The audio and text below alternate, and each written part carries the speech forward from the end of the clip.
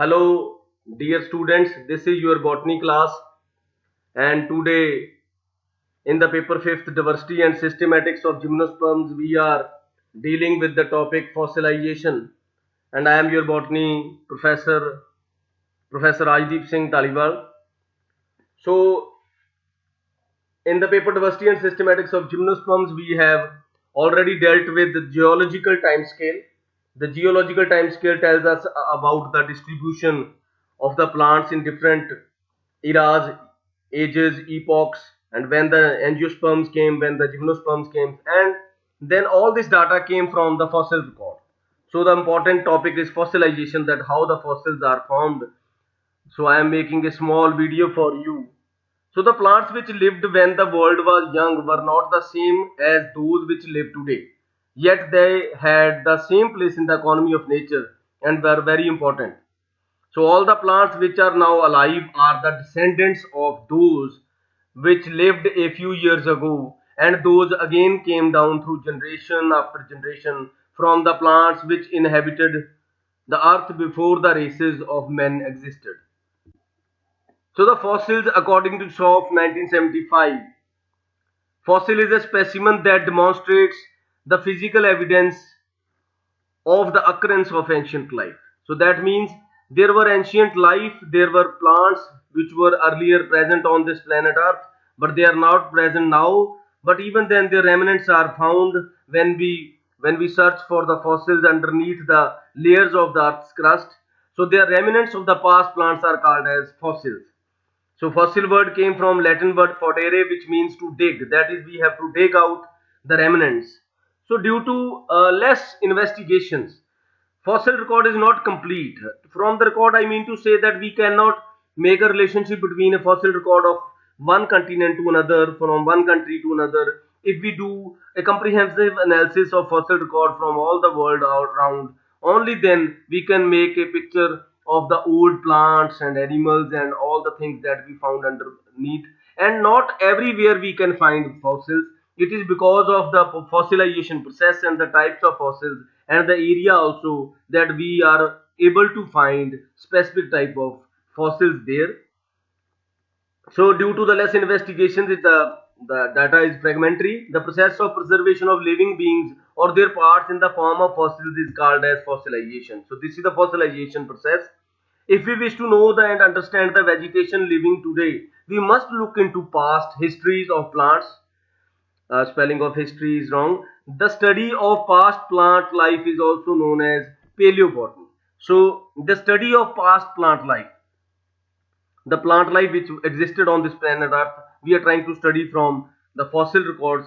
The branch is called as paleobotany, and it can be made through the use of fossils.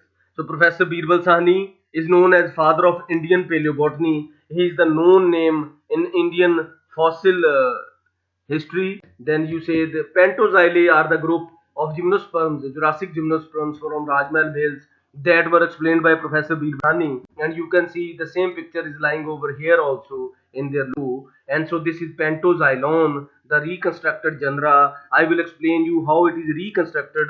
That is, somewhere we find the strobili, in nearby we found some leaves, then nearby found some the stem portion, the fragments. So the fossil scientists, these paleobotanists, they try to relate those genera which are found in a particular area to reconstruct a plant, so that they just try to find out that this might be the stem portion, this might be the strobilus portion, this might be the leaves, to reconstruct a plant. So these are the 4 tickets issued in 1997 by Government of India and the Postal Department. So I again repeat, this is Birbal Sahniya Divya Darshani. It is also a, you can see the impression of the on the leaf. This is Glossopteris. It looks like a leaf with the midrib is shown on, and this is Pentoxylon, and this is Williamsonia savadi. So process of fossilization, it is essential for fossilization that the whole organism be buried alive soon after death without decay by bacteria or fungi. So if the organism is not buried in the soil, it will be decayed by autoprocess, by fungi, by decomposition, by various microorganisms, by fungi. So that it is a natural cycle, that recycling of the biological things happen in the nature. It is the nature's phenomenon. So this is the reason why only small number of plants get fossilized, because they are not exactly buried soon after their death, as most of them either decay or are eaten by animals. So there is no fossil records found. The suitable condition for fossilizations are in the bogs.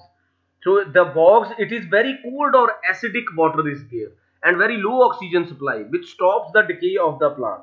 So the conditions conducible for the formation of fossils, the process of fossilization need to be governed by some steps which are nature under control of nature. So the suitable conditions, I again repeat, are very cold temperature or acidic water and low oxygen supply.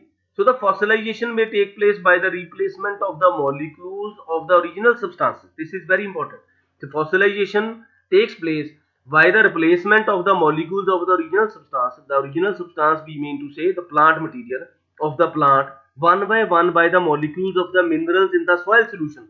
So the minerals, the soil solution or the watery soil, acidic water and the soil mixture in which the plant gets buried, the minerals from that solution replace one by one the molecules of the plant material, and this replacement may occur due to hydrolysis or weathering of the organic substances present in the plant body. In this way the fossilization process occurs. So factors needed for fossilization. The fossilization can also take place as a result of infiltration and precipitation of minerals through the cell fall. So these are two words, infiltration and precipitation.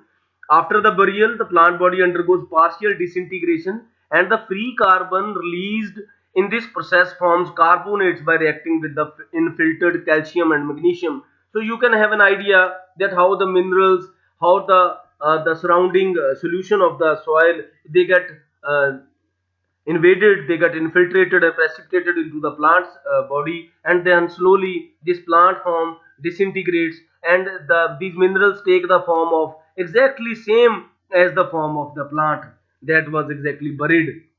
So for this process, it is necessary that a plant or plant part must be in a region where deposition is taking place. That means there is something sedimentation is happening, and we can say that under such condition, fine sand or mud is deposited over the plant.